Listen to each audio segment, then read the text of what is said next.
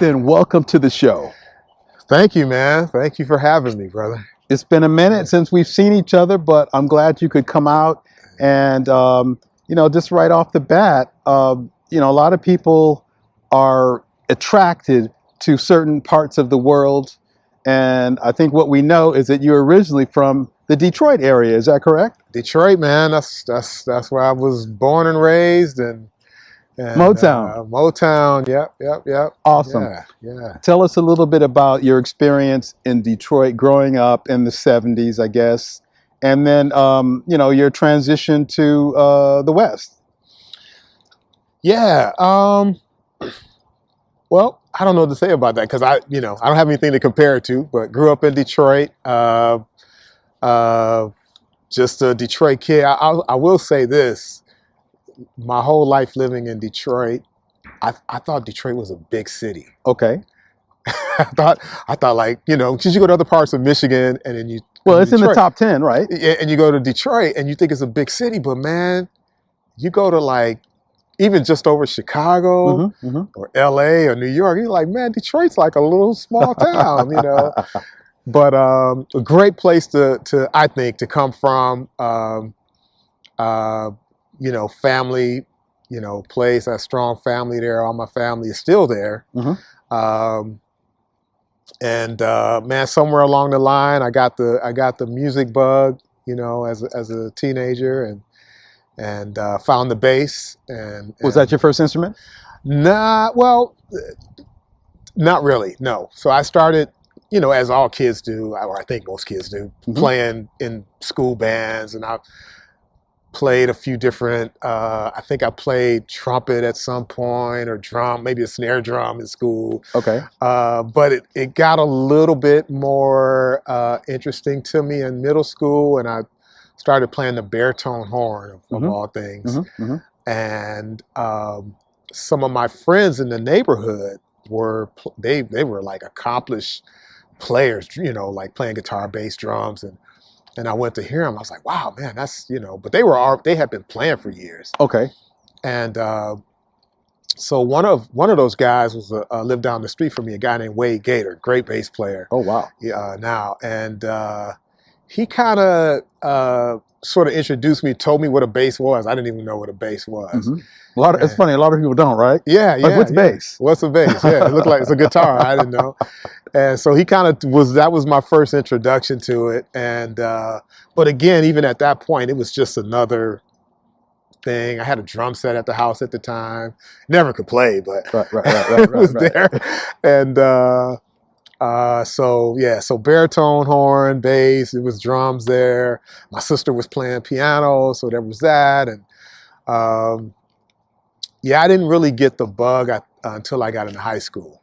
Okay. And that's when it became a little bit more of a passion or obsession or whatever.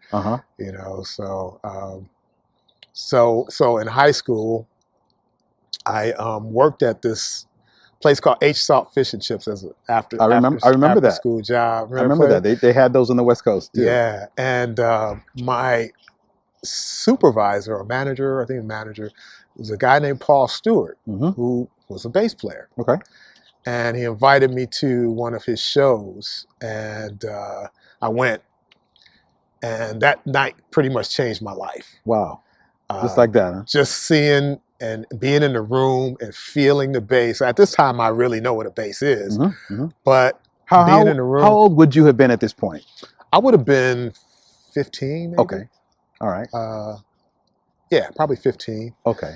And just being in the room and the way the bass filled up the room, and he was, he's a great player. And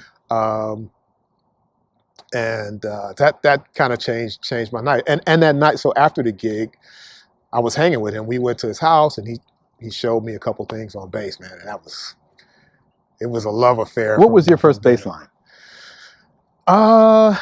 Well, so technically, I had played something before that. So I see. There was he just sort of opened you up more to the instrument. Yeah. Okay. Before that, it was just another instrument of the many ones that were around my family, around the house at the time. But and so my first one was Schoolboy Crush. All right. All on the E string, right? Yeah. Do do do do do do. That was it, you know. After that, I don't remember. I don't know what it would have been first, really. That was the official first thing that I learned to play on the bass. I think for me, it would have been maybe the theme from Barney Miller. Oh yeah. No, that came later, much later. See, you're advanced. No. I couldn't have played that in the beginning. Yeah. I think there was also something at the time. There was a commercial called Mad Max. It was like a toy. Yeah. And I was trying to pick up the bass line to that. But, okay. Well, that's cool. So around 15, it started to crystallize a little bit before you were introduced to it. You played a little baritone and sort of danced around a little bit musically, and then until you lasered in, and your friend Wade Gator was the one who introduced me to the bass guitar, and then your other friend, and then Paul Stewart, who was he was the band I saw him with was this Detroit legendary group called the Other Brothers. Great band, but he also was part of a group that had some hits, a group called Dream Boy. I don't know if you had heard of them. Dream Boy, but they were signed to Quincy Jones label at one time, and they did some things. And at that time, no, this was later. This was later. Yeah. Wonderful. But yeah, so yeah, he was the fireman. He was the cat in Detroit at that time. I was like, yeah, man, I want to do that. You know, that's, you know, yeah. Now, Detroit, of course, is legendary. There's recording studios like Universal Sound Systems, where Parliament recorded, and many of the greats of that region did some work. I think Bootsy did some early work there, and of course, we know that's Motown, the legendary record company, Berry Gordy. Yeah. And there's a lot more to the city than people probably would realize. However, in spite of that, what about that influenced you in any way? In other words, James Jamerson would have been perhaps not too far from you during that period, right? Well, no. So at that point, by the time I was in Motown had moved to California. Okay, gotcha. So the legacy was there. The Motown, what's now the Motown Museum, was their original studio. The building, so they had the original Motown was just a house. Yes, it was like in a house. Hitsville, yeah. And then they moved to this big building. But by the time I was aware of any of that, that building was empty. They had already moved to California. Okay. So, but a lot of the musicians were definitely around still and still playing. A lot of those guys were like heavy jazz musicians that still played, and I saw them. My dad was a big jazz fan, so he took us to see music. He took me, man, in places when I was too young to be in there. He was a cop, so he flashed his badge. And we were in Baker's Keyboard Lounge, listening to, I didn't know what I was listening to, but I was in the environment, Yeah. But yeah, man, Pistol Allen and all these great players, Beanbo, there's a bunch of them, all the names won't come to me now, but so a lot of those guys who were on a lot of those records were still playing and teaching around Detroit. Yeah. Okay. So that definitely was, although not a direct influence, I definitely was sort of touched, I guess, a little bit by that, And thanks to my dad, because he was, he would drug us around to all of these places. And I mentioned Baker's Keyboard Lounge because that was a place that my dad used to take me to. And a little small bar in Detroit, but everybody played there, man. I mean, national acts came through there all the time and played. And so, but when I was old enough to go there on my own, it became like my hanging spot, man. So whenever I wasn't gigging myself, I was there, man, sitting at the bar, watching these great guys on stage there. Yeah. Wonderful. Yeah. How did you make the transition from Detroit to California? What prompted that? Man, that's a little bit of what's the word I'm looking for? When you're young and you just don't know don't know what you're doing. So I was living in Detroit. I was playing with one of the top bands in Detroit at the time, a guy named Alexander Zonjic. Okay. He was a Canadian flautist. And, you know, arguably that was one of the best gigs you could have in Detroit. Okay. And that was in the jazz world? It was in the jazz world, contemporary jazz. Okay. And I was on that gig and was married at the time, and we were living there, and we were looking at buying a house. Mm-hmm. And so the question came up, this house was a big investment. Are we sure we want to live here? Yeah. That was the whole thing that sparked it. Mm-hmm. So we started to look outside of, we looked at Atlanta, we looked at LA. Those are the two places we had connections. And we just kind of on a whim decided on California. Okay. Wonderful. And I'm glad you made it. me too, man. And I think about it, I'm like, man, wow, what balls. But I just didn't even know what I was doing, you know. Sure. And this would have been like the mid 90s? This would have been early 90s. Early 90s, okay. I came out here in, was it 93? I think 92 or 93. Okay. Yeah. So, yeah, and literally, like within a month, we were gone. All right. We were having a garage sale, sold all our stuff, loaded up a couple of cars, and drove out to California. Wonderful. And yeah, that was an amazing time.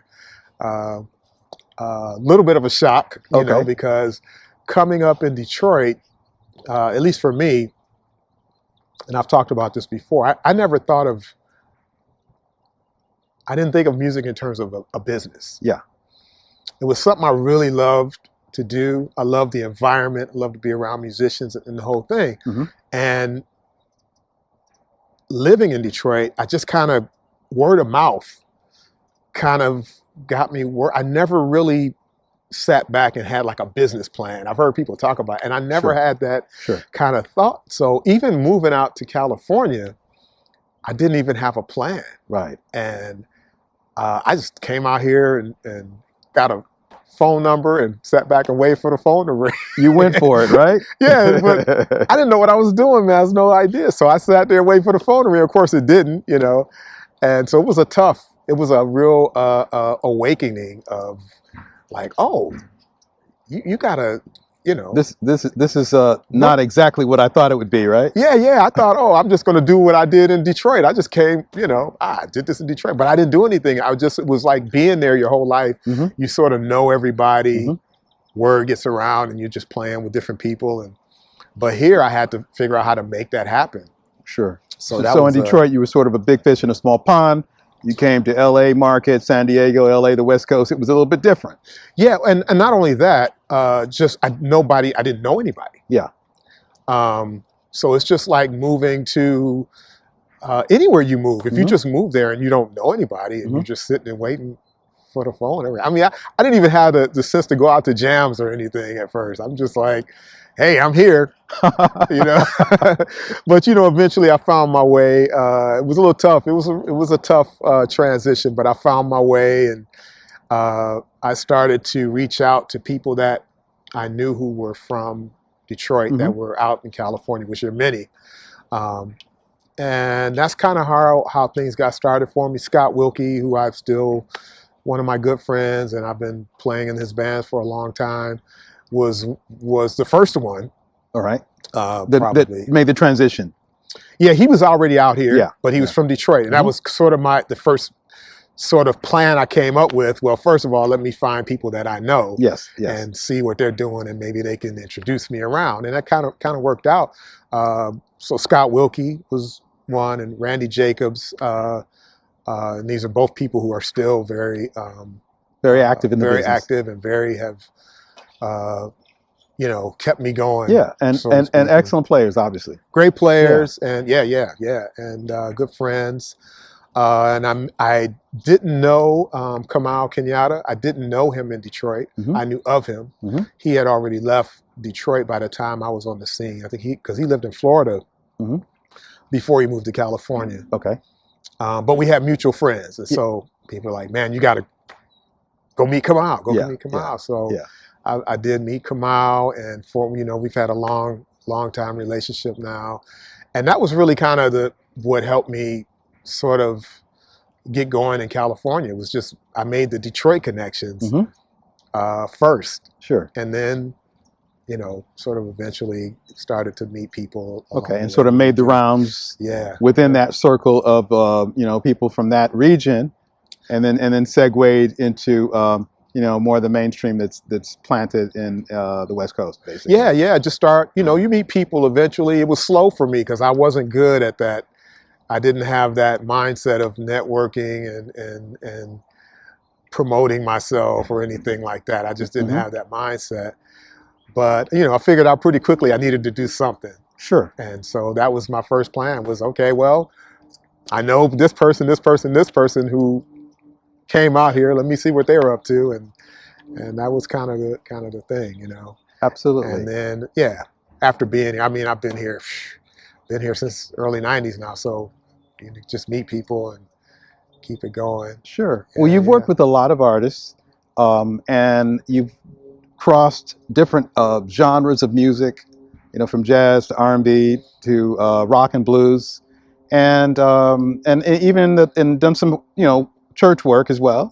So just it's a broad mix. It's a great background to be diverse in such a way. But you know, the question would be, you're known, I guess, as an artist yourself in the jazz world, the smooth jazz world. So how is it that you put all those things together to go into that area? Would you say that you started with that mindset, or it just sort of worked out that if I'm going to be an artist, I'm going to go into smooth jazz? You know, so with, I will say, I will admit that I'm still trying to find myself as an artist. But when I went in to start on the project, actually I started that project many times, and it just different things distracted me. But when we finally got there, I sat down with Jeff McCullough, who was my producer, and I was like, man, I don't want to try to do smooth jazz. I don't want to try. I figured it would be jazz influenced or whatever. I just wanted to see what comes out. Yeah. And so, and he supported me in that. And so that's kind of how was my approach. I didn't want to force anything. I was really just sort of an experiment. Like, what if I go into this studio, into this space, and start to create, what comes out? Okay. And that's kind of how we approached it. Turns out, it sort of I guess maybe fits into smooth jazz. So, which is great. I got no problem with that. That's awesome. But I just my intention was not to force anything. I think probably going forward, it's starting to sort of figure out, you know, who I am. Yeah. And so I think that it may change as I move forward. I guess what I'm trying to say. Sure. You know, it may come a little different, but yeah, had a lot of fun doing it though. Awesome. Tell us a little bit about your latest project. Which I guess you've done a couple of projects, right? A couple of albums. So I released 2 singles. Okay. Oh, singles only. 2 singles. Yeah, as under my name. Yeah. Okay. So back in 2020, when we were all stuck at home, I released a single called Oxygen, and then last year in 2021, I released a single called This Place Hotel, which is a cover by the Jacksons. So that's the latest thing I've done, and yeah, and it's been an interesting sort of hat to wear. Sure. You know, and the business side, huh? Yeah, so it's a whole different world. You know, I'm used to just like playing bass and show up and play. You know, try to be as supportive as I can, and it's like, oh no, you gotta really sell stuff, man. Oh yeah, you gotta promote. You know, you gotta promote. That's really what it is. Would you say that is a strong point for you, or maybe the opposite? It doesn't come naturally, no. Okay. Yeah, but but I feel like I did pretty well with it. I had some help. You know, I reached out for help. It seemed like the smart thing to do. Okay. In both the production of the music and in the promotion part. So okay. I'm pretty happy with how that's going, and looking forward to doing more. Excellent. You know? Yeah. Excellent. Now, instrumentally, you know, different artists are sort of pulled or gravitated to certain instruments or brands of instruments. So we know you have had a relationship with Carvin, and unfortunately, within the last few years, they've gone through some corporate changes, and they have a new division, Kiso Guitars. Yeah. So it was. I don't even know how to. I don't even want to get it wrong. But let's just say it's Kiso Guitars. But it's the same family. Okay. Gotcha. It's the same people. Okay. That were Jeff Kiso, who was making and designing guitars and basses for Carbon. Yeah, it's the same family. It's all the same. Kiso is the family name, actually. Mm-hmm. So yeah, now it's called Kiso Guitars, and yeah, I play one of their basses. Well, I've had a few of them, but my main bass is a JB5, and that's been my main bass for, I don't know, almost 10 years now, I guess. Okay. Like is there a difference in that JB5 and when it was Carbon? Or is it essentially the same as far as you know? It's pretty much the same. There's probably a few updates I think they've made over the years. One thing I can say for sure is they've started with the necks. They started putting a double truss rod, not the truss rod, but the support. Forget what they're called. There's two support beams, so the neck's a lot more stable. Okay. Than my previous sort of Carbon, I guess, edition of it. Okay. And I think maybe they've maybe updated the pickups or improved on the pickups in some way. I'm not a real technical guy, but yeah, it's the same design. Sure. Yeah. Wonderful. Now, also, if not now, at one time, also with that label or that brand, you know, there were some other artists that we are familiar with. Darryl Williams is one. Okay, so what has been your experience like with him? I know there have been times when you guys have worked together on projects, even if it's with Darryl. Yeah, even if it's just you sort of working or filling in at a sort of one of the residencies. So how is that relationship working out? Are you still doing things together? You know, I haven't seen him much lately since the whole like pandemic. You know, I think I've only seen him maybe once, maybe twice. Sure. But no, man, he's a great friend. He was really he's been a good friend, man. One of the first guys I met when I came here, who wasn't like territorial. Sure. Sometimes, you know, bass players, you know, new guy coming in, like, hey, what you doing here? What you want? You know, I met this guy. I was out walking my dogs, and I just happened to be walking past a venue that had some live music going, and it was Reggie Smith and Press for Time. Yeah. Rest in heaven, Reggie Smith. Yeah.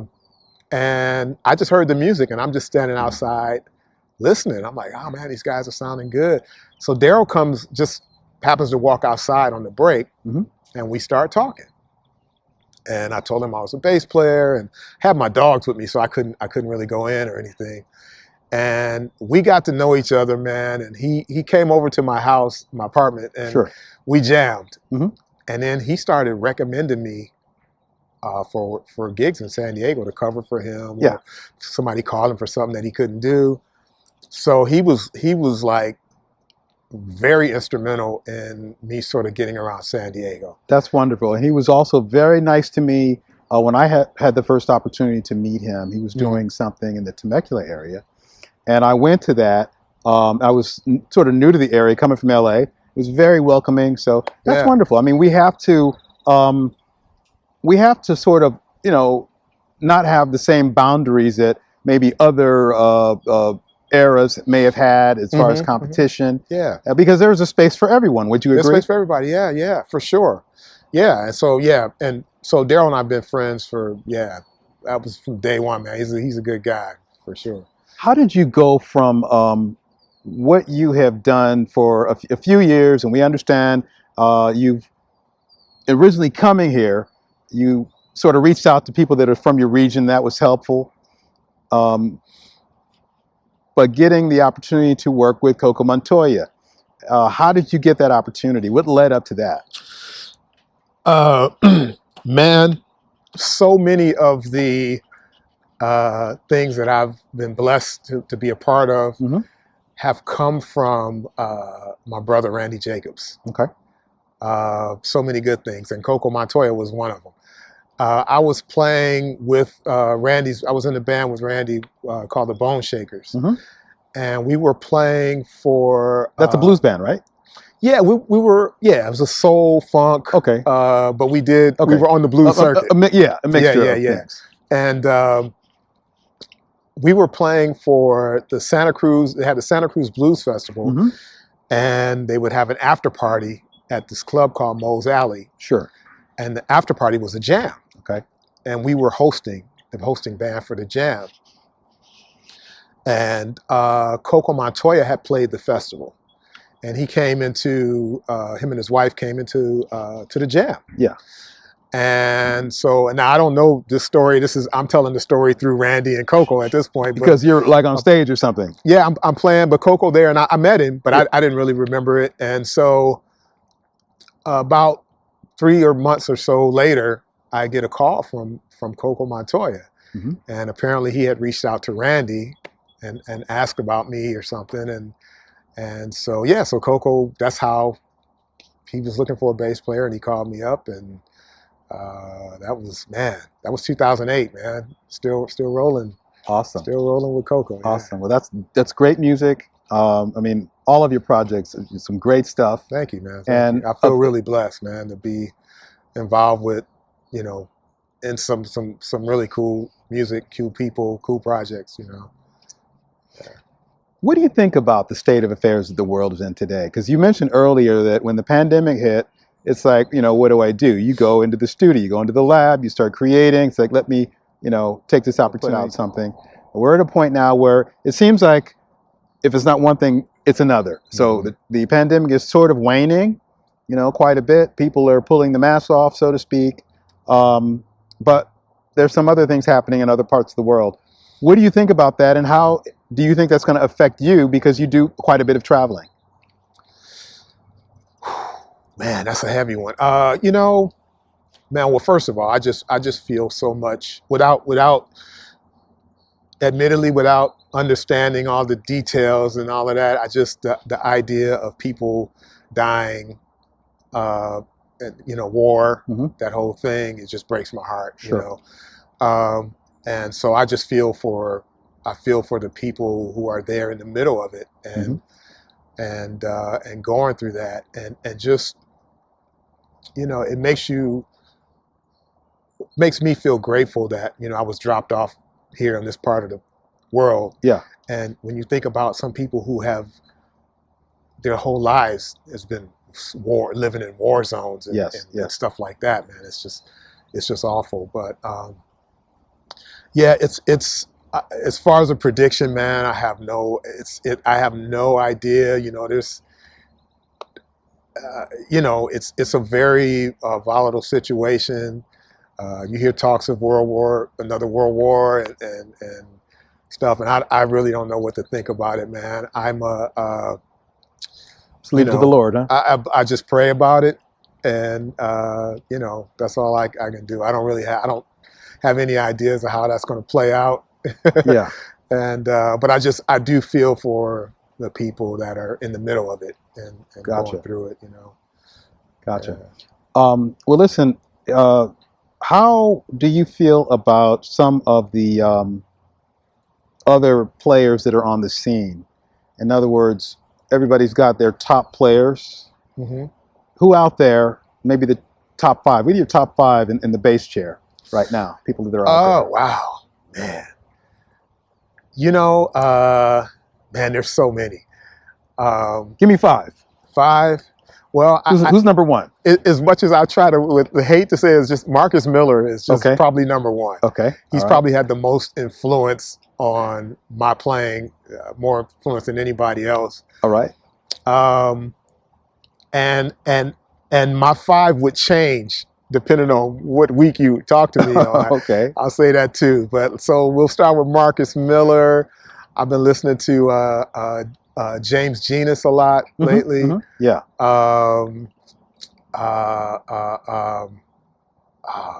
Ben Williams is another guy that's been on my radar lately. Okay. I mean, there's just so many cats. And then let's go back to the old school, of course, Anthony Jackson, Will Lee, That's 5, but you know, man, there's just so many cats. Yeah, Gotcha. yeah. Gotcha. Nathan, what would you say to a younger player just getting into the game, just starting out, as far as what they would need to do, their best practices for them to get to, a level where you are, or perhaps even beyond? Man, I think, wow. I guess if I had to say one thing, it's just kind of just listen to a lot of music. Okay. Listen to a lot of players. I mean, you can go into details as You far as... mean as far as the recordings, or going out live, or both? Both. Okay. Yeah, okay. yeah. Just listen a lot. Listen when you're playing. Mm-hmm. Listening to what's going on around you. I mean, this is sort of a general comment. So, yeah. I'm just trying to think of what I would say just in general. But yeah, if I would say one thing, it would be listening. Okay. Just listen yeah. to everything. Listen to everything. Go out and check out other people. Listen to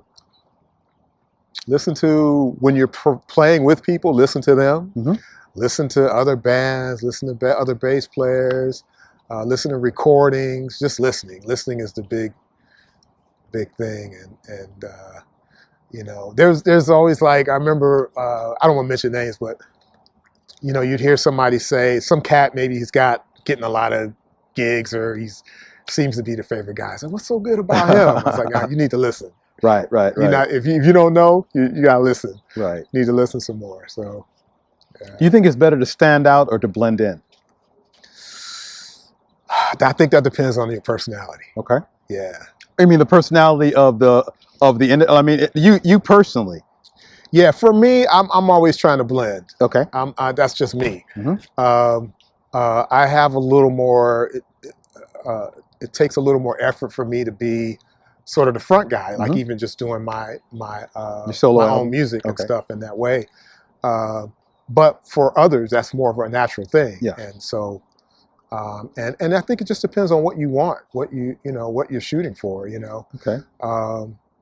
For what I've done, and sort of the work that I've been doing is as a sideman, it's been more about blending. Okay. It's about well, supporting. Nathan, we appreciate you coming out today. So best of luck to you, and blessings. Thank you, brother. Blessings to you, man. Thanks for having me, man. I really appreciate it, man. Anytime. Peace.